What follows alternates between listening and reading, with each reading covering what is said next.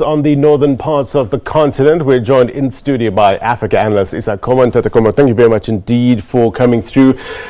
Let's start off in Sudan before we move on to Libya and the events happened there. Initially, we saw Sudanese in the streets, reveling in the streets of Khartoum. Then we see subsequent protests as well. What's your take on the current developments there? Well, the current developments, it's a long story, but the current developments are the people are not satisfied with the military changing just leaders. Now, people said that Bashir was removed by a military coup, but basically it was a palace coup, and it was actually planned to try to placate the people, showing that the man Bashir is out. Basically, Bashir is a military man. That government was a military government, and the most important thing was the military council, which was running Sudan. So, give us the fundamental difference between a palace coup and a military coup. Well, a military coup is when they overthrow a civilian government, a democratically elected government. A palace coup is when there is a junta in power, and then they just change the people in charge of the junta. It's the same junta that's in power, but it's just that different names are coming up. Right. And, you know, what do you make of the stance taken by the African Union? In a statement initially, they said the military takeover is not the appropriate response to challenges facing Sudan. What's your take? Well, my take to that, I took it as a pinch of salt, because basically that statement came very late. That statement came up after a statement by Saudi Arabia, where they said that they recognize the government, the junta, being led by Burhan, General Burhan, the man who's in charge now. Yeah, so that's where the African Union came and said that no, the thing should go to a civilian government. But that is just trying to forestall the Saudi and UAE and Egypt interference in situation in Sudan. Well, talk to us about the UAE's involvement in Sudan and how significant that is. It's very significant. It will be remembered that the junta was al-Bashir for a long time, that he had supported the other group, the other Gulf group, that's Iran. They had Iranian military experts, Iranian suppliers of military equipment, and a very close relationship with Iran.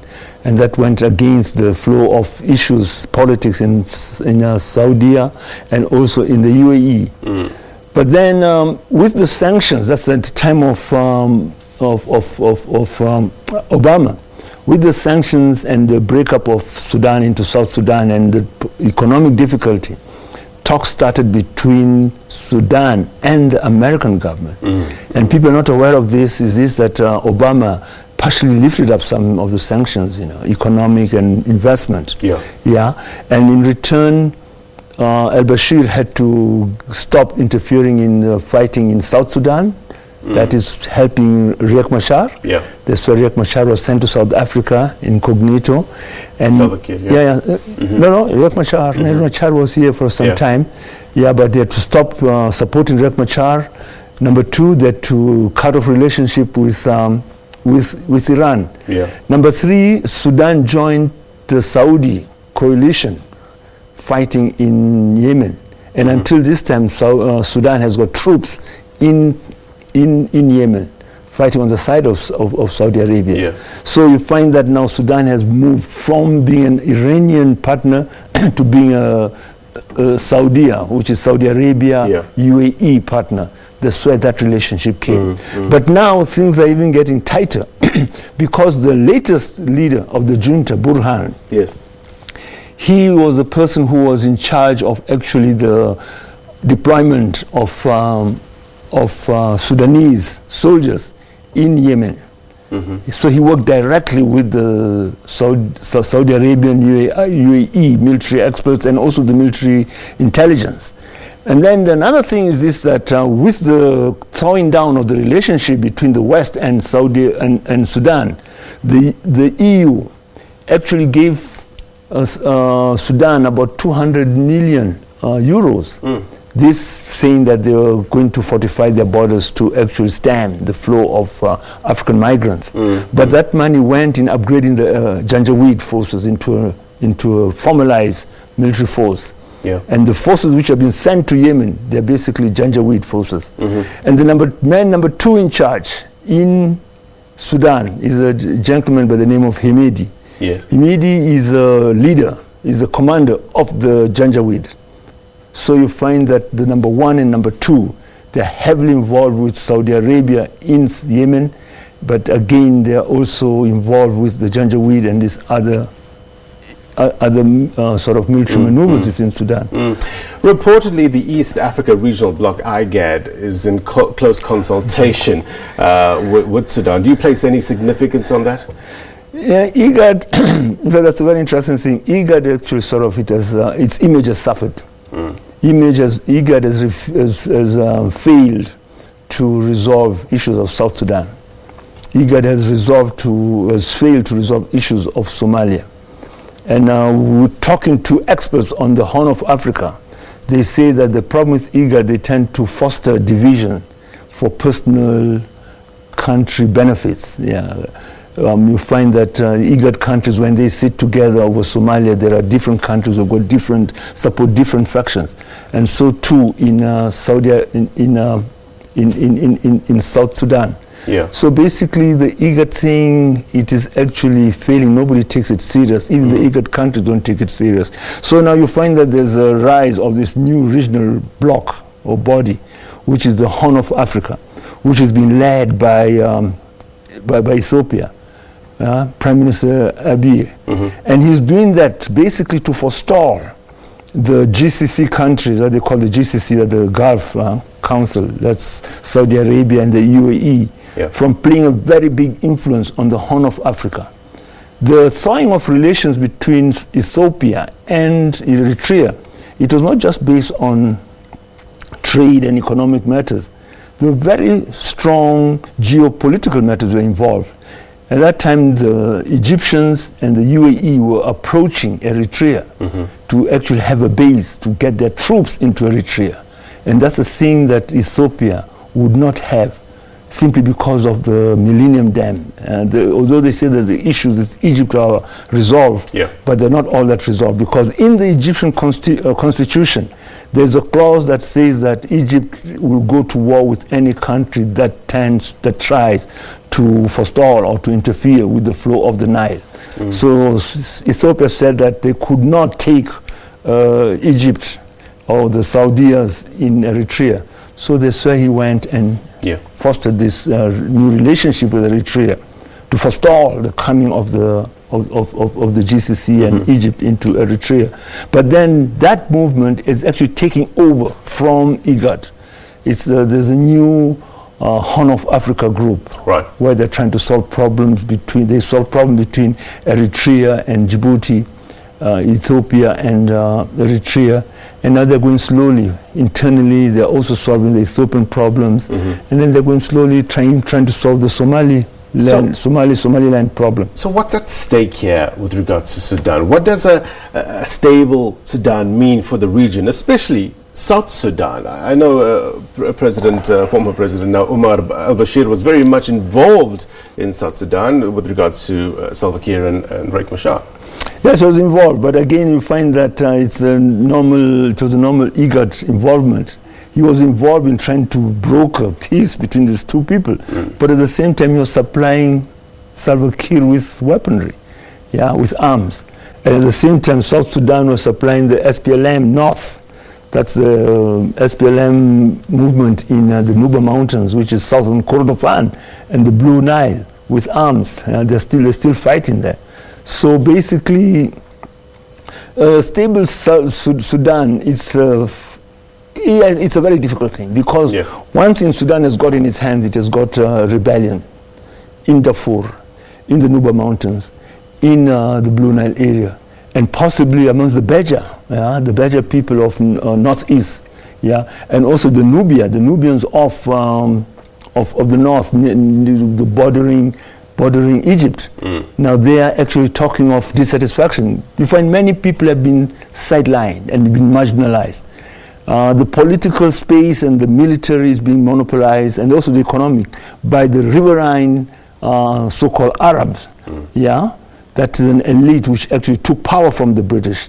And historically they have been traders, and one of the biggest traders was the slave trade. But now the countries of the periphery, people from Darfur, the Furs of Darfur, the Zagawas of Darfur, and others, they're actually sort of saying no. I mean, the power has got to be spread out. And again, the economy has gone down because most of the economy was being propelled by that oil, and over 75% of the oil came from the south.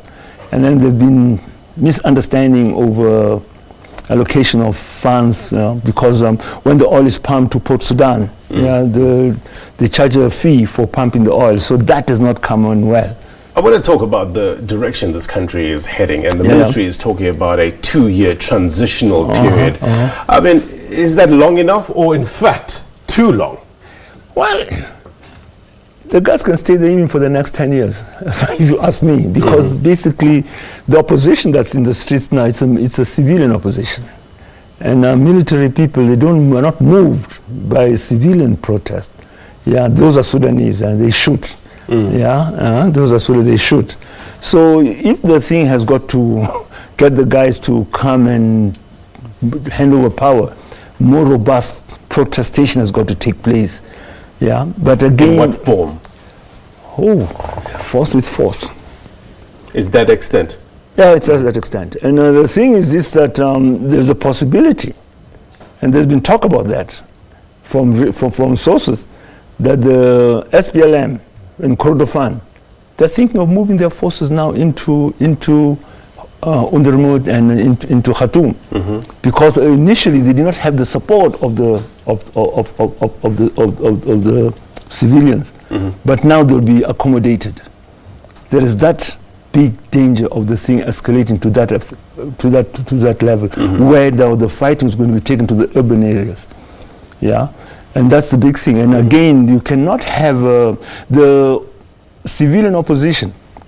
It is not as united as it is. There are already cracks showing, because it will be remembered that during the reign of Omar al-Bashir actually co-opted some political parties, political elites with their parties, and they were part of the coalition government with the military fees party. Yeah. I just want to talk historically. What does it take for a military to turn against its commander-in-chief? No, I think what happened was this: that they did not actually turn against the commander-in-chief. It happens at times when things are down and you want to placate the protesters in the streets. He says, okay, now let's do something. Let's have what could you call it? I don't think it would be a Trojan horse type of thing. Say that, okay, overthrow me and then get somebody new. Yeah? And then you just sort of sell the same thing with a new face. That's what the military tried to do, nothing else. That's why they said they're not even going to send al-Bashir to the ICC. And even with this present lot, they'll never send him to the ICC. This is the other thing, because the arrest warrant still stands, isn't it, from the International Criminal Court? He stands accused of war crimes and genocide. Is it likely that he will be hauled before the court now? By who? By which authority? I can't see the military authority in Sudan hauling him to the ICC. Yeah, I mean, General Hemedi, number 2 in charge, he was the man on the spot. If there are killings which took place in Darfur by the Janjaweed, he was the man who was issuing the orders, and he's number 2 in charge now. I mean, when we look at the change of government, economic hardship, corruption, autocratic rule, these are all triggers for anti-government protests, isn't it? Yeah, they're triggers, but the biggest trigger was actually sort of the downturn of the economy. You see, the Sudanese north, the business people, they were not, in fact, al-Bashir comes from the same class as these people, they're the same people. In fact, Sudan, the elite which is ruling Sudan, it's a riverine, as I said, but this is the business class. And they benefited heavily from the military government. I was in Sudan in 2008 or 2006, 7. The real estate, I mean, the buildings coming up all over the place, high rise. And I said, no, these business people are connected to the military people, families. But now with the cutting off of the oil, the sweats produced the problems. It will be remembered that the protest, when it started, it was not political, it was economic. People were protesting against the increase in price of bread and also illuminating oil. But then from then on it was taken over by the politicians, and the Swedes it has reached now. Let's just talk about these anti-government protests? We've seen a series of anti-government protests over the past couple of years, and some have given it the name Arab Spring. I know some people don't like to use that term, but I mean, the uprisings had a tremendous effect on countries like Egypt, Tunisia. We saw the revolution against Gaddafi. What's your assessment over the years? Are those countries now in a better place or still in a state of flux? No, still in a place of, but there's a difference. Out of that Arab Spring, I would actually sort of take out Libya. Libya is that was not anti-Gaddafi thing, was not Arab Spring. It was it was regime change by the West. But now, a very good example of the Arab Spring is if we look at Egypt and the come of Morsi. Who was it? It was Morsi. Yeah. But now, and people are comparing that, trying to compare that with Sudan. Yeah, but the things are totally different. Right. If you look at Egypt, in Egypt there was already a political or a pseudo-political entity which was well organized, the Muslim Brotherhood. The Muslim Brotherhood, I think it's been there for about approaching even 100 years, a century, 90 years. And they've been organized on a cultural, on a social, cultural level. And they've actually had a lot of influence at the grassroots level. And you will remember that when Mubarak tried to democratize the country at one time by holding municipal elections, local government elections, the Brotherhood actually grabbed the many seats and they became the prominent party. Yeah. That shows that they had an organizational structure on the ground. Yeah. The folks in Sudan, they don't have that organizational structure. That's why there's a danger that this thing will fragment. Because the people who are pro al-Bashir, now they've joined the people who are anti-al-Bashir. And the people who have always been anti-al-Bashir and who have been victimized, some of them have been killed and jailed, are criticizing these people as upstarts, joining the big thing there. Yeah. So it's a complex. Yeah. So basically, it's a mistake to compare the Arab Spring as it took place in Egypt, as it will take place in Sudan. The Sudanese political civilian organization, they don't have that strong setup. Although the Sudanese, they had a very strong political trade unions. In the 60s, they had a very strong communist party, the strongest communist party in Africa. But in Nimeri's time, when there was a failed coup, Nimeri literally went and wiped them out. They say that he wiped about 1,000. Yeah. He hanged them. Yeah. Let's turn our attention now to Libya and the unrest there. Khalifa Haftar. What do we know about him? Khalifa Haftar is an ex-general of Gaddafi. Yeah, Gaddafi sent him with the Tuareg and other forces to fight in Chad. And when he was there, he was captured by the French and everything else. In fact, he was captured, held there, detained, but with time he actually sort of changed sides. And he was actually exiled to, or he was given sanctuary in the USA. There he lived comfortably, but then he also underwent training. The USA, they've got some very cynical, very dangerous military setup there. Yeah, they've got, apart from this other place where they train, West Point, where they train their normal officers, they've got a place where they trained rebels like the Contras. They've got camps in Virginia, they've got camps in somewhere else. These are camps where the Contras are trained. These are camps where the Guatemala generals are trained, and also rebels. I think right now they're training fighters from Venezuela. These are the places where the Kagames were trained when they were, when they were rebels under Museveni. Museveni sent them to the States. So what do we know about Haftar's intentions? Well, Haftar's intentions is clear. Basically, from the States, when Gaddafi was overthrown, that's when Haftar was thrown there and put in charge of one of the forces, which was supplied by the UAE and the Americans. So when Gaddafi was removed, his group was one of the many militias that was there. But now, with time, you find that this Libyan politics has split. It's also had a fissure line. That fissure line has been there since the Second World War. in the sense that when the Second World War was being fought, the British, when they were fighting against the Germans, against Rome's forces, they actually were helped by the Benghazi, the Sanusi sect, which is in the east. Now, when the Italians, and when the war ended, Libya was put under British mandate authority, and the British actually favored, they wanted to actually have a power base around Benghazi, which they did. They were successful in taking the Sanusi, in taking the Sanusi leader. I mean to say that King Idris was not a king; he was just a leader of a brotherhood, but they turned him into a king of Libya. But then from the start, there was a split between the east and the west.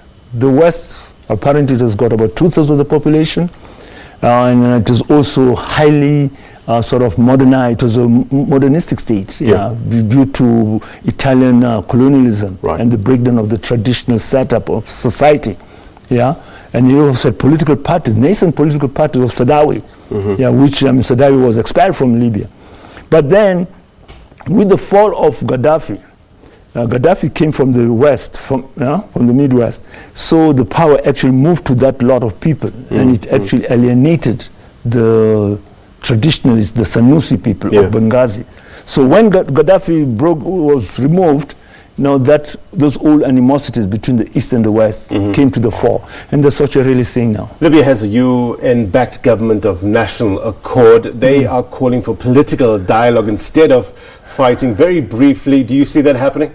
I don't see it happening because they themselves were not having to dialogue among themselves. That UN-recognized organization is infiltrated by Islamist forces, extremists. Even ISIS is there.